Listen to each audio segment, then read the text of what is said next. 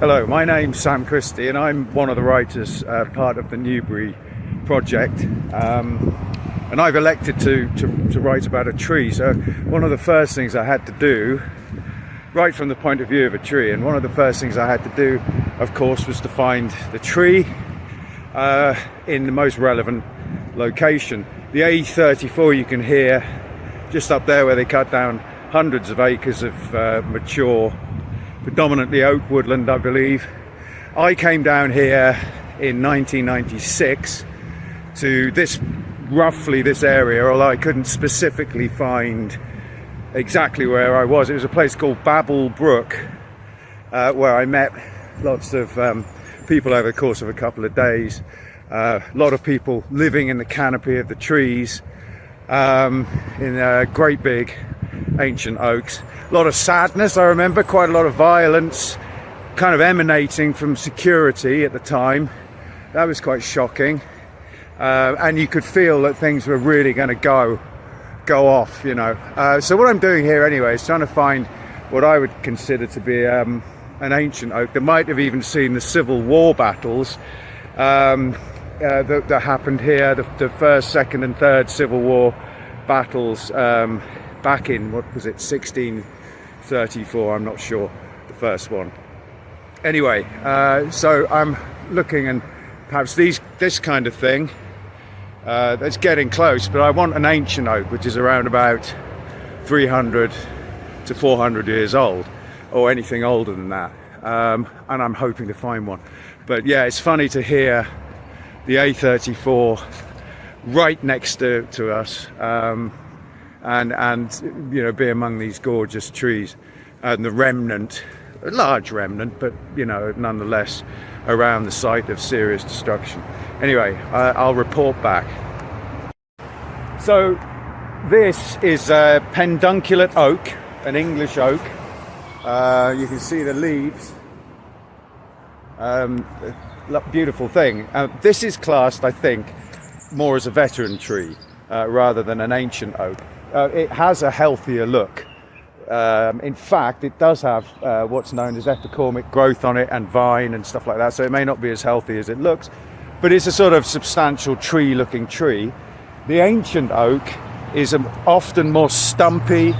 The trunk is far bigger, and they don't look as healthy. Bits have fallen off them, and it's very typical with oaks that they sort of shed the canopy by themselves, but actually remain relatively healthy. And a veteran tree is about, they say, I think, about 150 to 250 years, or 100 to 200 years, but an ancient oak, it sort of kicks in at 300 years and at plus, an ancient oak. Just now I've been told where Babble Brook is exactly, and it's in fact miles away from here. But this is the A34 going above. Of course, this would have all been full coverage woodland. Yeah, and it's quite sort of amazing tunnel-y structure. But you can see the extent. Actually, if you look, you know, the extent of it probably doesn't do it justice, but there is quite a wide swathe for 9 miles from essentially Winchester all the way to Newbury. So a hell of a lot of timber and really valuable trees were lost. So something definitely worth fighting for. No one can argue against that, really. Right, and as usual, I got things wrong. So my partner corrected everything and found where Snellsmore Common is, which is where Babble Brook that I visited in '96 is. So somewhere around here, and we're looking for the actual place. But I found this wonderful beach, copper beach, here, and it's sort of like two together. It's a gorgeous tree. It's quite old. I'll try and get a rough date on it so I can write through its history. But it's an absolute beaut. There we are. Gorgeous. And the A34 is just up there. So this could be the one. This could be. I'm running out of mobile battery, unfortunately, which is very, again, typical. But I think this could be the one. I love beech trees.